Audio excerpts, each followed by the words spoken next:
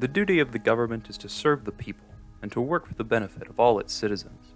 But in America, our government has been failing to carry out this duty. Here, our government does not serve all the people, but only the smallest, most wealthy segment of the population. Donald Trump and the GOP have made this all too obvious by slashing the already low taxes on the wealthiest Americans, even as they claim the government doesn't have enough money to help our poorest citizens. Elizabeth Warren will turn this around, introducing a new ultra-millionaire tax on the 75,000 richest families in the country.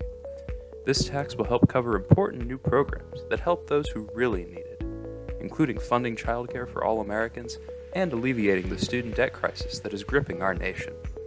Elizabeth Warren will also work for reforms that will aid our poorest citizens, such as working against homelessness by allocating federal funding to building affordable housing, and by setting the national minimum wage at $15 an hour.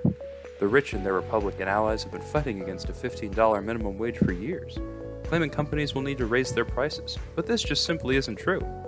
Companies pay their already rich executives huge amounts of money, and they could easily take a pay cut and save American consumers the extra cost.